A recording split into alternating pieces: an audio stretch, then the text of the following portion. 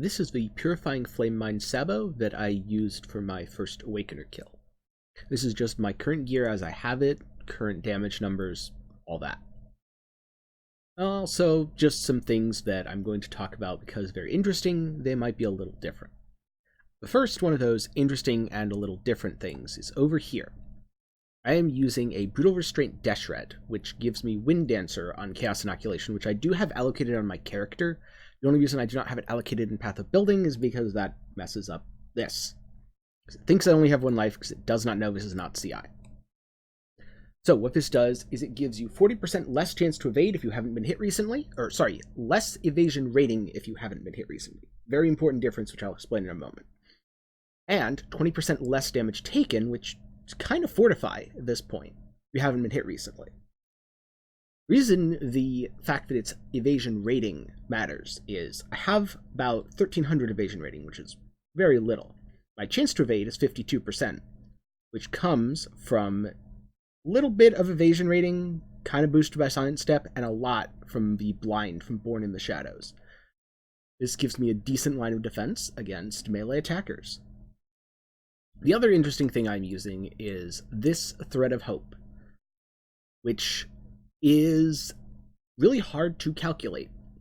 This is a very rough 19% calculation that I put in. It is allocating Heart of Flame, Firewalker, and Throatseeker. I do need to spend the 3 passives. That is why, even though this character is level 94, it is 111. You can think of it as level 90, 91, 92, 93, 94. Aside of that, it's a little low on the life. I very well may end up dropping a little bit of the damage that I have to go into some life, maybe even come down to the Scion life wheel. I could probably drop, all this over here. That's something as a future consideration for the character. I could maybe drop this here. Again, more life, probably better overall. Got Acro, Phase Acro. And the rest is just your general mind damage nodes. Using a bow, this is pretty good. It's going to be hard to beat. Ideally, I think I want +1 to level socketed strength gems as the suffix, and everything else exactly the same. Got a Signal Fire. It's, in this case, 26% plus 8%. It can go up to 35% on the explicit, and I believe 12 on the implicit corruption. Of Fizz as extra of Fire, which is what you want. Or Cold if you're trying to freeze and shatter stuff. Should be noted, I am pure fire currently. If I delve more, I am definitely going to go Fire-Cold Hybrid, which will mean my damage goes down a little bit. But overall, I gain the ability to extremely reliably freeze and shatter enemies. Helmet, just a Purifying Flame enchant, some life. Enemies have -9 to fire res. Calm's Heart for life. Warlord Gloves. These are interesting because they give you Culling Strike, which means you kill enemies you hit at 10% or lower life. So that is why this has 10% more damage on it, simulating that, because Culling Strike is not calculated in Path of Building. Got just some regular old boots. They're honestly nothing special. Got this Amulet, which I use some catalysts to get the strength up. It's a little bit extra life. This is extra fire, mind throwing speed, and some nice juicy crit multi. And a Circle of Anguish. I think ideally I would want 2 Circles of Anguish, but currently I just could not fit that into the build because I didn't have the second circle. I'm somewhat reliant on the stats here. It's also a fair chunk of life that I would lose. I'm using this Vermilion Ring. Happens to be shiny. It doesn't actually have any Warlords mods on it. Got a lot of strength, life, Fizz is extra fire, which is again good damage, some resistances.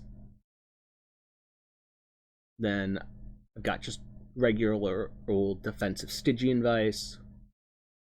Searching Eye Jewel with Corrupted Blood cannot be inflicted on you. That is very important even for a miner on the Awakener fight, because his beam will inflict corrupting blood from the physical damage it deals. That corrupting blood is extremely nasty. For flasks, I'm using Blood of the Karui, Diamond, Bottled Faith, Quicksilver, and an Enduring Mana of Heat. This is for both Mana Sustain and Freeze Immunity. Brutal Restraint I covered. This is really just damage. There's nothing too special about it. And just some pretty decent jewels. That's a build. Plays really well. It's quite fun. It's got decent damage. You know, if you don't have a lot of active mines down, it does a little less. You can also come into calcs here with Vol RF up. That's what your burst looks like. This is just without. It's a little more conservative. If you want to be really conservative, it's about 360k average hit per mine, throwing roughly 8 mines a second, couple mil DPS. Now, onto the fight. Alright, so this is the roleplay before the fight. I'm playing a life-based Purifying Flame Miner. I'm using the Keystone Wind Dancer for 20% less damage taken if you haven't been hit recently. Also Aspect of a Crab, to grant a very similar effect based on the number of crab barriers you have. When you get hit, the crab barriers are removed. So again, this build is very good at mitigating the first hit, not as good at mitigating repeat hits. I'm using Purifying Flame Mines, I'm using a bow and a signal fire, and I'm a Saboteur. This was my third total second serious attempt of a fight.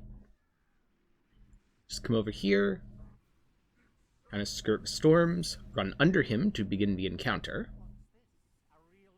He teleports down. Wave of Conviction, something which I honestly did not remember to do later in the fight as much. It didn't ultimately matter, but I should have been better at that. First Storm. I decided to use a strat that I saw, which basically the softcore only strat. Because you lure the storm, and you go up to the far right corner here. Gotta just make sure it follows you.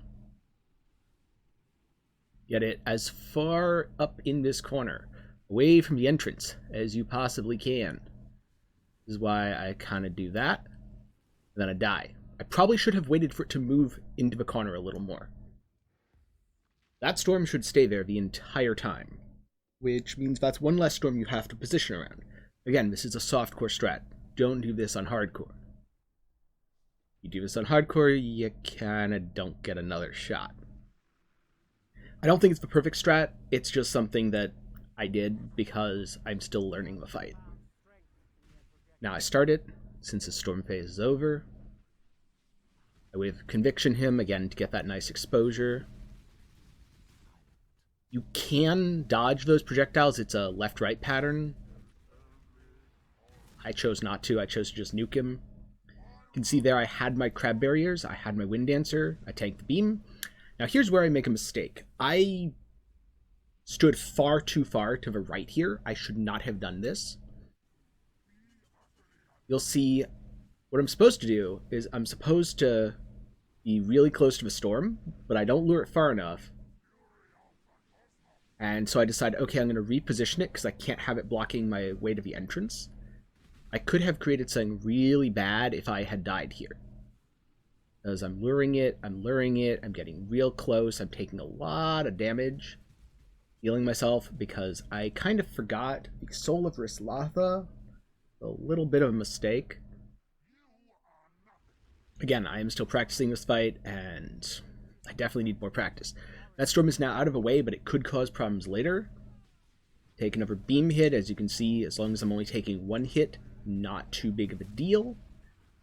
You do have to run out of those. There was a bug where it only dealt damage in the center ring. It now deals damage in every single ring. Dodging the meteors from above. Take a nice beam to the face.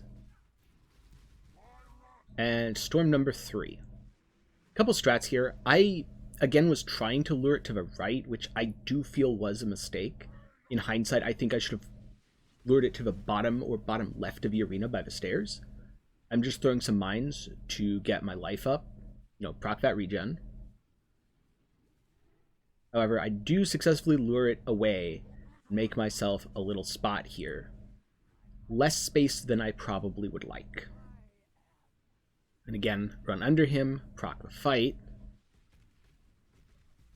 I Wave of Conviction a little early, I think, for the exposure. So could have done a bit more damage there. It's running out of a meteor prison. Again, don't panic, but you do need to get out of all 3 rings. Damage does not extend beyond the rings. And there's this death disco in the center of a room. I flame dash through, I take a hit, and this is where I make a mistake. I stopped to get my bearings. I should not have stopped. I should have listened to a voice cue, but he was doing an off-screen beam of death. I also should have realized before I stepped in that I was missing my Pantheon. Yeah, missing my Pantheon. Whoops. It's fine, though. All that does is recover life flasks. You can get around it by just playing better, especially on a Sabo where you have the regen. And again, because I lured the first storm away, there's less clutter. That third storm's a little problematic. I, again, should have put it bottom left, realistically, but I make it past fine. Meteor Prison take a little bit from the storm, not a big deal. And then I kill him because I have Culling Strike, very anticlimactically, while he's in the middle of talking about Everlasting Fire. That's my first Awakener kill, and thanks for watching.